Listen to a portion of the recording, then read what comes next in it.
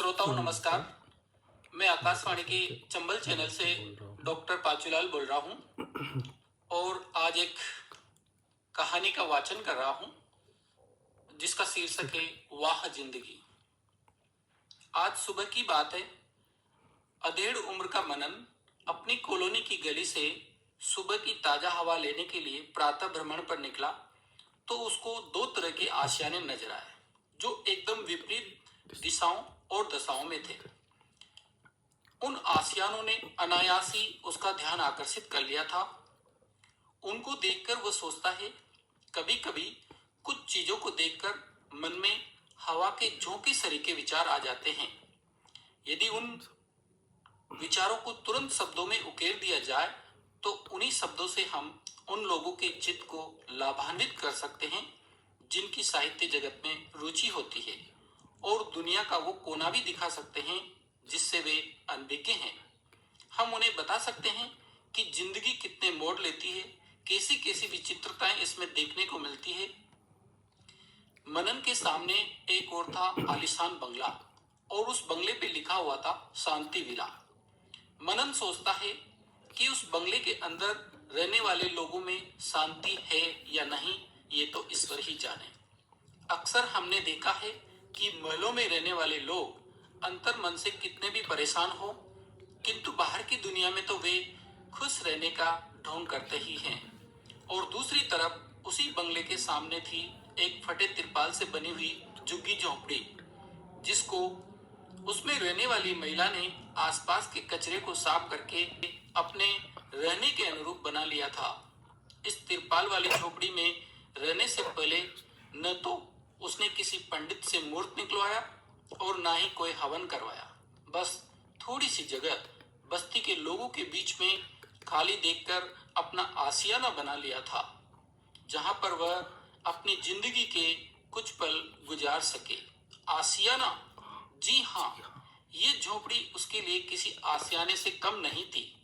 हाँ, ये एक अलग बात थी कि सामने के शांति विला की शांति इस बात से थोड़ी सी भंग हो गई थी कि उसके सामने कोई झोपड़ी बनी हुई है, क्योंकि वो नहीं चाहता था कि उसके आलीशान विला के सामने ये झुग्गी झोपड़ी दिखाई दे।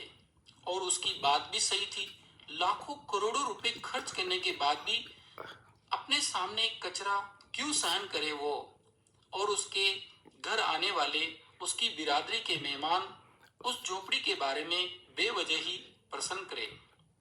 लेकिन जिस स्थान पर ये झोपड़ी बनी हुई थी उस भूखंड के मालिक की जानकारी के अभाव में वो झोपड़ी को हटवाने में असमर्थ था और मन ही मन कुढ़ता रहता था।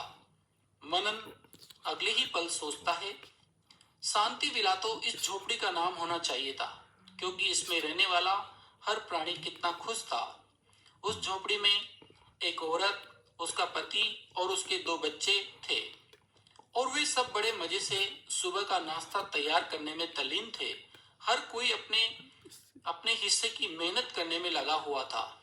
औरत आटा गूंथ रही थी, उसका पति सिलबट्टे पर हरी मिर्ची पीस रहा था जो लाल मिर्च के बजाय काम में लेनी थी, क्योंकि रात को लाल मिर्च खत्म हो गई थी और अगर वो दुकान पर जाकर मिर्ची खरीद कर लाता तो वो अपनी मजदूरी के लिए थोड़ी देरी से पहुंचता, जिसकी वजह से उसको कम पगार मिलती।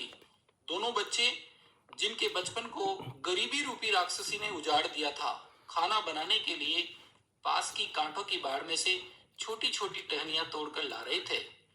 इस काम में कांटे लगने के जोखिम को तो मानो उन्होंने सहन करना सीख ही लिया था। बड़ा वाला बच्चा जो 4 साल का था वो कांटेदार टहनियां खींचकर छोटे वाले के हाथ में दे रहा था और छोटा वाला उनको चूल्हे के पास तक अपनी मां तक पहुंचा रहा था।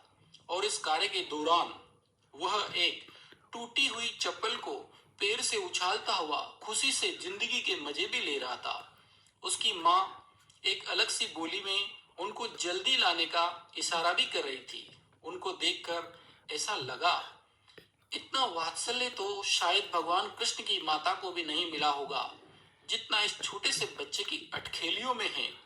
ये आशियाना बाहर से चाहे कितना भी बेहुदा लग रहा हो, लेकिन इसके अंदर छुपा हुआ प्रेम और अपना उस सामने वाली ऊंची कोठी में भी नहीं होगा, जो सामने से चमक धमक लिए हुए हैं, किंतु अंदर से कुछ और ही नजर आता है उसमें। मनन कुछ और सोचता उससे पहले ही शांति विला में रहने वाली एक 17-18 साल की लड़की छोटी सी निकर पहनकर अपने छोटे से पालतू कुत्ते को घुमाने के लिए निकली। वह पिल्ला उसके पैरों के उस भाग तक अपनी जीभ फेर रहा था जहां तक उसकी निकर ने नहीं ढक रखा था। उसके पीछे उसके पिताजी कह रहे थे, बेटा अब तुम बड़ी हो गई हो, इन छोटे कपड़ों में बाहर मत जाया करो। अपने पिताजी की बात को कुत्ते की घुर्राहट में दबाती हुई और उसकी राह में आए हुए झोपड़ी वाले छोटे बच्चे को दुत्कारती हुई वो तेजी से वहां से निकल गई।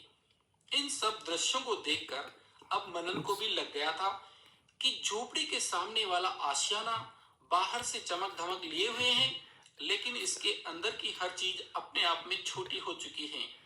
चाहे वे उस घर में रहने वाली नई पीढ़ी के कपड़े हों या फिर उनकी सोच। न उनको कपड़े पहनने का ढंग है और न ही अपनों से बड़ों के सम्मान की परवाह।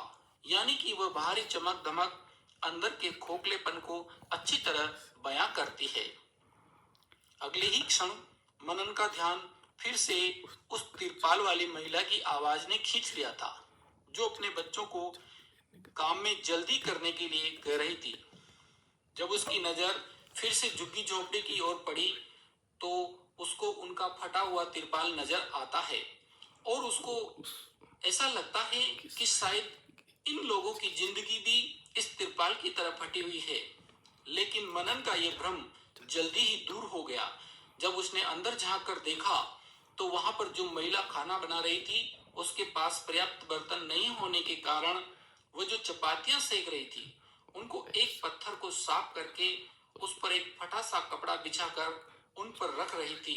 उसने 3 पत्थर लगा करके अपने चूल्हे का खुद आविष्कार किया था। बच्चों की मदद से लाई गई लकड़ियों से घर का चूल्हा जलाकर खाना पका रही थी और उस चूल्हे से निकलता हुआ धुआं उसकी आंखों में आंसू ला रहा था, किंतु फिर भी उसके चेहरे की चमक को नहीं छीन सका था। उदासी का भाव तो बिल्कुल भी नहीं था। कैसे अभाव में जीना सीख लिया था। न उसको कैसी गैस सिलेंडर की जरूरत थी और न ही अपने घर के सामानों को सुरक्षित रखने के लिए किसी ताले की। और अगर उसको ताला कहीं लगाना था तो वह था बाहरी पुरुषों की नजर पर, क्योंकि उसके पास अपने तन को ढकने के लिए भी पर्याप्त वस्त्र नहीं थे। इसी कारण बाहरी पुरुषों की नजर उसके द्वारा बनाई गई गर्मा गर्म चपातियों से ज्यादा उसकी देह पर पड़ती थी। वह भी उस हर पुरुष की निगाह से परिचित थी जो उस रास्ते से गुजरते समय उसके तन को कामुकता से देखते थे। वह तुरंत उन फटे हुए कपड़ों से ही अपने आंचल को ढकने का असफल प्रयास करती रहती थी और अपने बदन के उस भाग को छुपाने का प्रयास करती थी जहां पर बाहरी पुरुषों की नजरें स्वतः ही रुक जाती है, ताकि वह अपने आप को उनकी बुरी नजर से बचा सके। मनन सोचता है कि ऐसी तस्वीर मन को वीणा के तारों की तरह झकझोर देती है।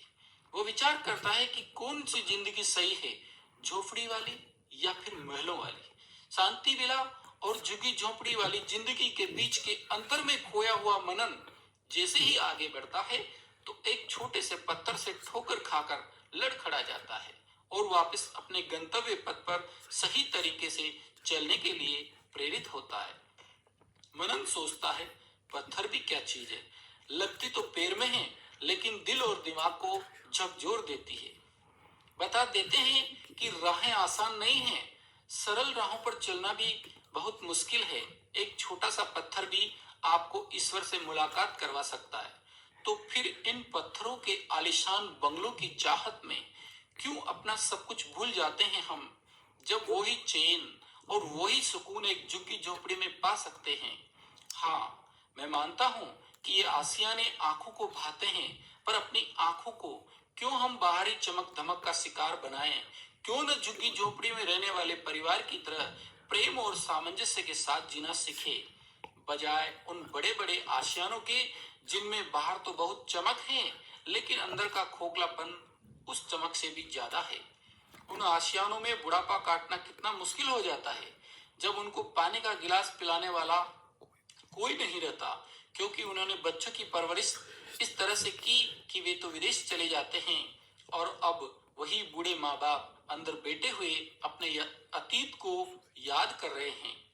क्यों मैंने अपने बच्चों को इतना पढ़ाया लिखाया कि अब मेरे पास उनकी यादों के सिवा कुछ भी नहीं है। उसी पल शांति विला के पास वाले मकान का बूढ़ा मालिक अपने में खोया हुआ बाहर निकलता है और देखता है अपने पास की झुग्गी झोपड़ी को, तो शर्मिंदा होता है अपने कृत्य पे कि मैंने अपने बच्चे को विदेश भेजने की कितनी बड़ी गलती की थी।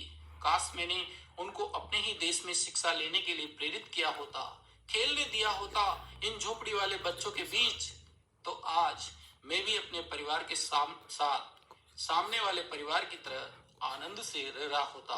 खास मैंने अपने कुत्ते की बजाय अपने बच्चे को प्रातः भ्रमण पर घुमाया होता तो उनके भी दिमाग में मेरा ख्याल आता। लेकिन गलती मेरी है। अपनी युवावस्था में मैंने भी इंसान से ज्यादा पालतू जानवरों के प्रति मोह दिखाया। कभी मैंने इस झोपड़ी वाले को पूरे दिल से देखा ही नहीं। कभी इसकी सहायता के लिए मैंने 2 रुपए भी नहीं दिए, वरना यही मेरा ख्याल रखता बैंक में जमा किए हुए मूलधन के ब्याज की तरह।